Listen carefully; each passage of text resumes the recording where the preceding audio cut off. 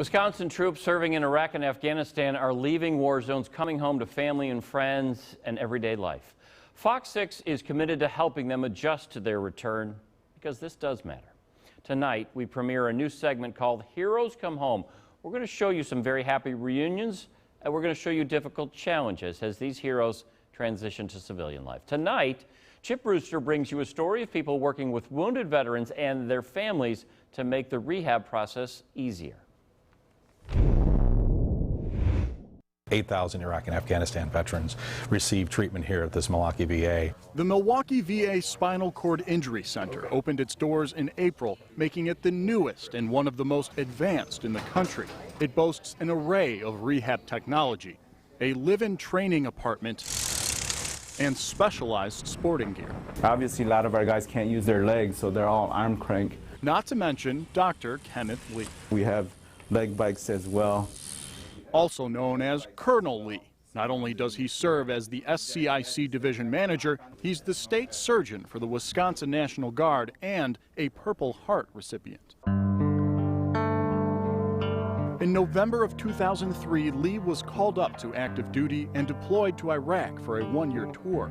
September 12, 2004, just 2 months shy of that mark.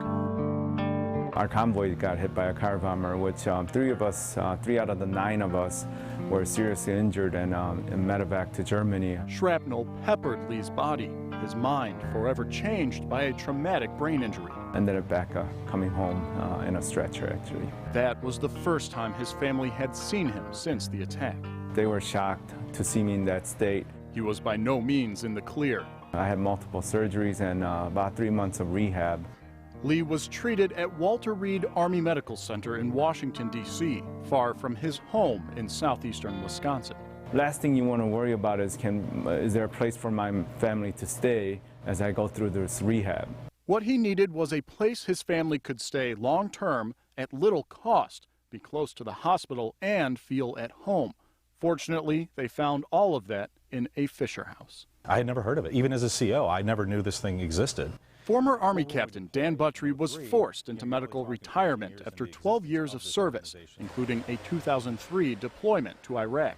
Then I learned that of this organization where all these Wisconsin troops and their families were staying at this place called Fisher House. At that point, he knew. This is now my next chapter. Fisher Houses dot the U.S. like this one in Los Angeles. Buttry is working to add one in Milwaukee. Currently, we don't have a place, so the family has to stay in a hotel. They try to find the cheapest hotel, which may be 5-6 miles away. Being away from home, the daily drive, cost of a hotel, all stressors on a family already experiencing incredible challenges. But having those closest to you can make a monumental difference in the recovery process. A Fisher House allows family members and loved ones to be close, walking distance normally, so they can be bedside with their loved one while they're going through the healing process. Or cheering them on as they learn an entire new way of life. It's a lot of frustration, but frustration is part of rehab, part of their life. They're going to have to negotiate. Just getting into one of these chairs can be an accomplishment in itself. Having your family by your side only adds to personal morale and motivation.